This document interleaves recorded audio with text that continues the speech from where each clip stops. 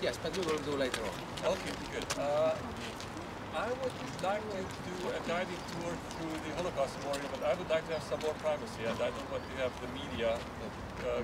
So either you wait for the statement, and then we can do the statement afterwards, but I wouldn't like to talk for 10-20 minutes about... okay? So they will not report. Okay, that's perfect. Okay. So thank you very much for being here, and I will do it in English because they were delegation, because I wouldn't want to say everything 2 times. Very welcome, warm welcome in Berlin and to the Holocaust Memorial. The memorial, just a few words about it. Why is it here and who was responsible? It was opened already 19 years ago in 2005. That's the 60th anniversary of the end of the war.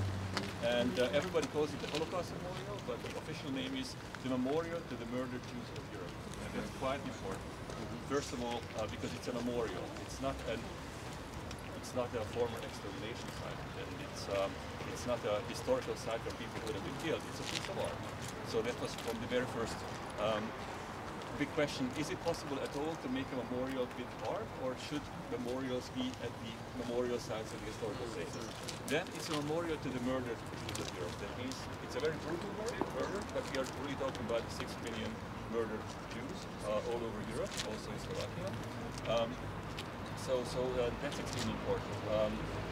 Memorial to the murdered Jews. That's also one thing because, of course, the Germans, the Nazis murdered also a lot of other groups of victims. So the question was, why is this memorial only dedicated to the Jewish victims? What about the others?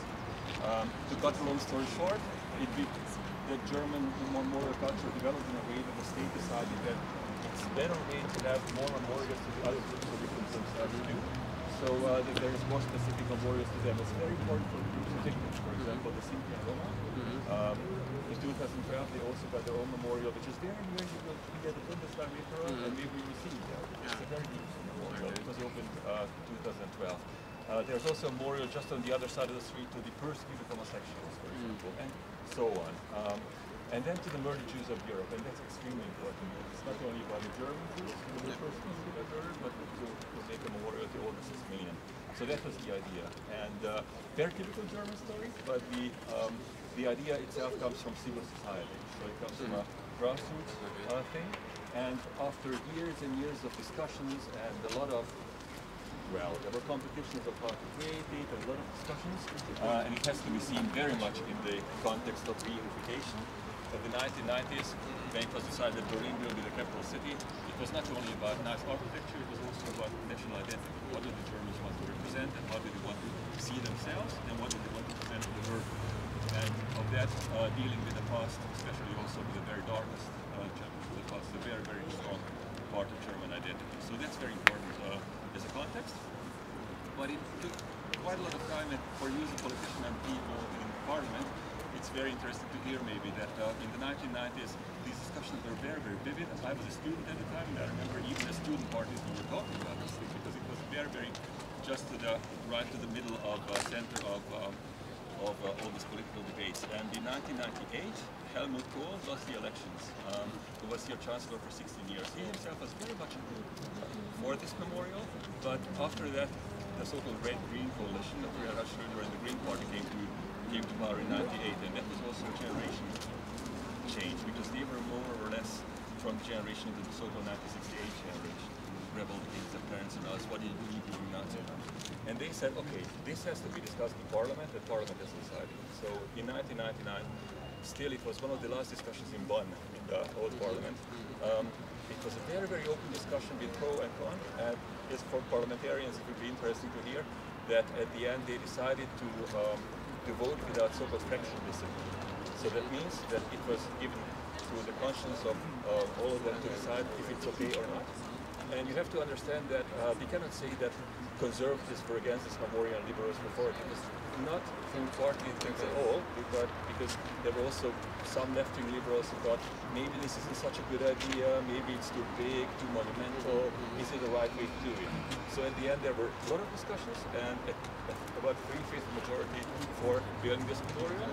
Very importantly, they also created a foundation to take care of it, which is the state-run foundation. It's called the Federal Republic of Germany, which in our political system is a very, very important thing because it's a federal system. Normally culture belongs to the 16 states.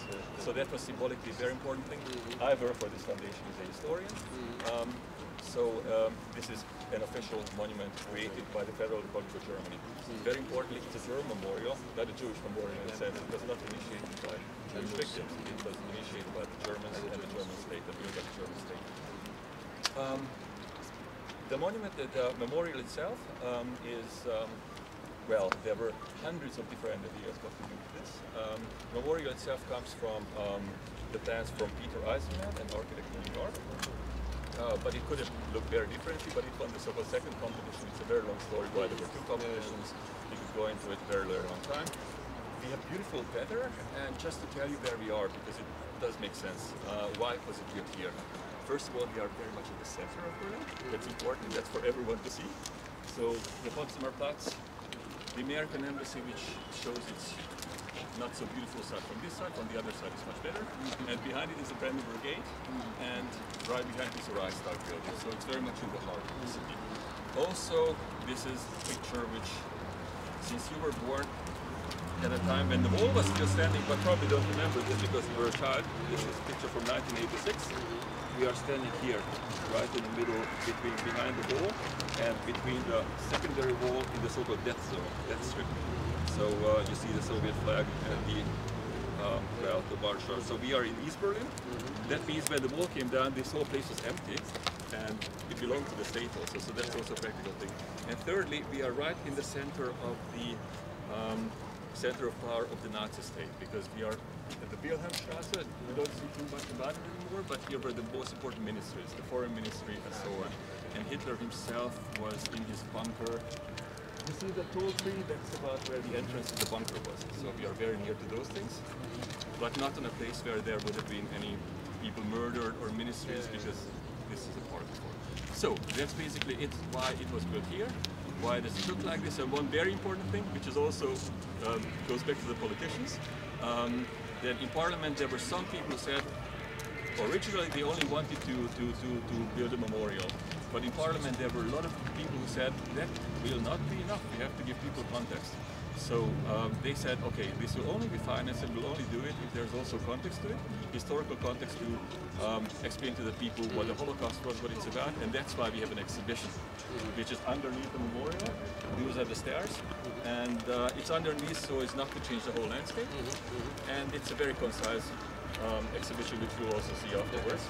But I think I would also welcome you either to make your statement, I will do that. and also to walk a few minutes into the memorial because it does make a difference. Okay, we do that. Janko, my zostávame tu. Ačko, nie, teraz dám, môžem teraz dať. Aha, dobre. A potom sa pôjdem prejsť, potom pôjdeme dolu. Potom my pôjdeme dolu na ešte prehľadku. Dobre, a my áno. Dáte mi toto? Iba krátky, asi iba úvod tejto našej cesty.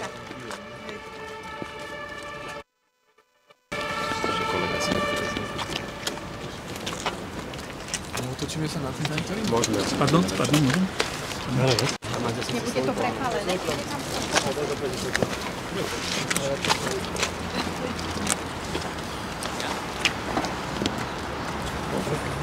Máme všetci?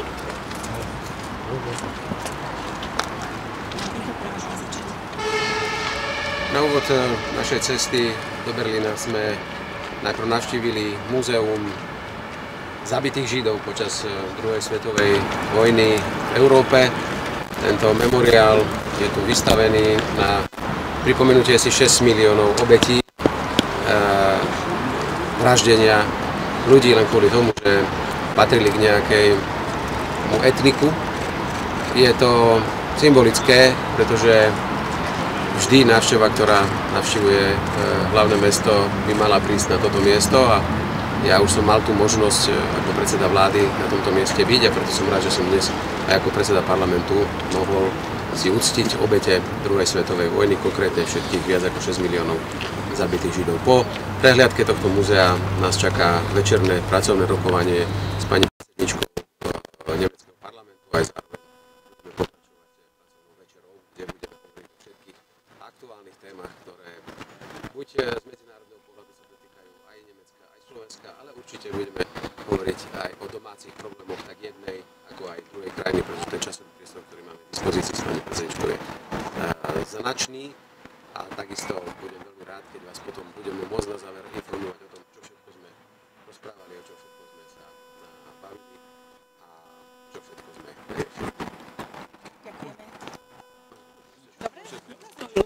Keď si už spomenuli teraz pani predsedničkou, čo bude taký hlavný bod toho rokovania, čo by ste si chceli hovoriť? Pozrite, mňa bude veľmi zaujímať momentálne diskusia, ktorá prebieha v nemeckom parlamente medzi poslancami o tom, či na Ukrajinu vyslať alebo nevyslať strely s plochou dráhou letu Taurus.